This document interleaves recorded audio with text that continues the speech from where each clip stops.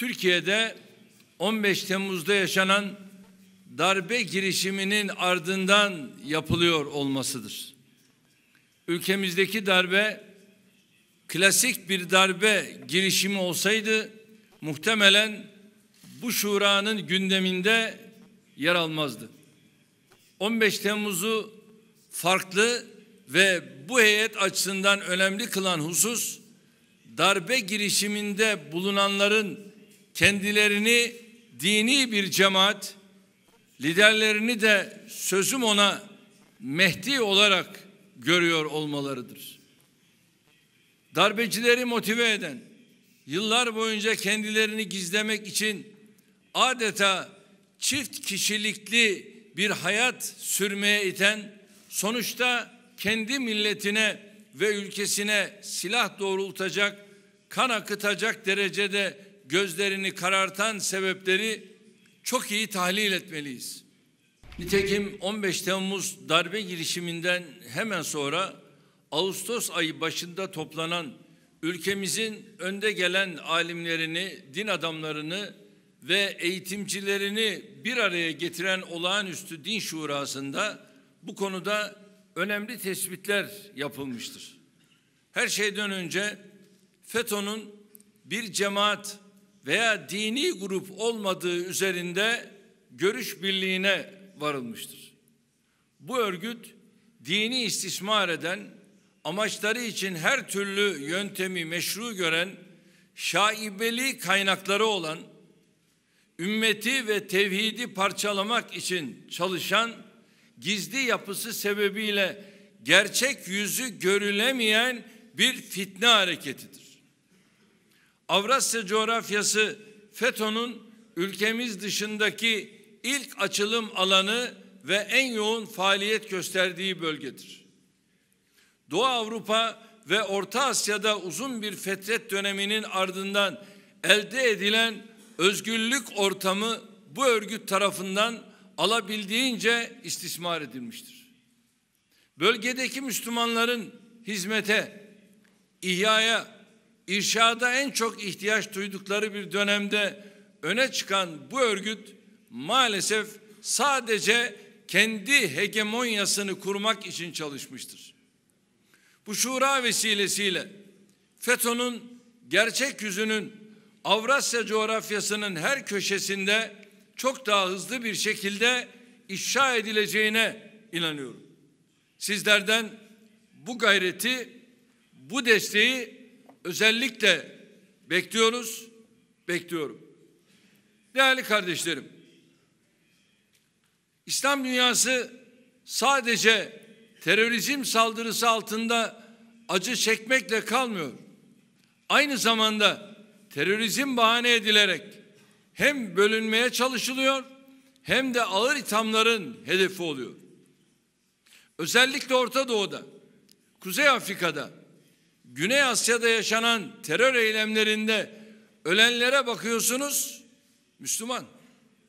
Öldürülenlere bakıyorsunuz, Müslüman.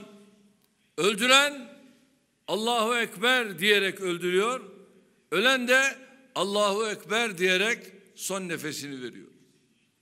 Burada çok büyük bir sorun var. Bu durum terör bahanesiyle İslam coğrafyasını müdahalelere açık hale getiriyor. Üstelik tek mesele de bu değil. Mezhepçilik fitnesi İslam dünyasına müdahalelere kapı açan bir diğer önemli gerekçeyi oluşturuyor. Bugün Irak'ta, Suriye'de, Yemen'de, geçmişte Lübnan'da, hatta bir dönem Türkiye'de aynı oyun oynanıyor. Her fırsatta ifade ettim. Burada bir kez daha tekrarlıyorum. Benim yanlış anlamalar vesaire olabilir ama söyleyeceğim. Benim Sünnilik diye bir dinim yoktur. Benim Şiilik diye bir dinim de yoktur. Benim dinim, dini mübin olan İslam'dır. İslam'ın tüm sahih yorumları İslam'ın tüm sahih yorumları benim için hürmete layıktır. Elbette şahsen benim de tabi olduğum bir yorum var. Ama asla bu yorumu dinimin, yani İslam'ın üzerine çıkarmadım, çıkaramam. Maalesef yanlış ve tehlikeli bir şekilde bunu yapan gruplar, ülkeler olduğunu biliyoruz, görüyoruz. Hiç kimsenin böyle bir hakkı yoktur. Batı ülkelerinde 11 Eylül 2001 yılında Amerika'da yaşanan terör saldırıları sonrasında başlayan İslam karşıtlığı daha açık ifadesiyle Müslüman düşmanlığı etkisini artırarak devam ediyor. DAEŞ'in Irak ve Suriye'de gerçekleştirdiği eylemler her ne kadar arkası karanlık da olsa Batı ülkelerindeki İslam karşıtı akımların güçlenmesine yol açıyor. Esasen hem terör örgütlerinin hem de Batı'da yükselen İslam karşıtı akımların Müslüman kimliğini ötekileştirerek marjinalleştirmeye, yer altına inmeye zorlama amacı taşıdığını düşünüyorum.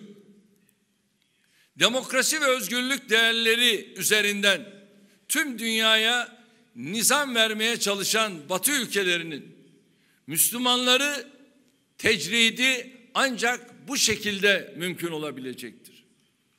Şu hususa özellikle dikkatlerinizi çekmek istiyorum. Dünyanın her yerinde farklı inanç gruplarına mensup kişiler tarafından düzenlenen terör eylemlerine rastlanabiliyor.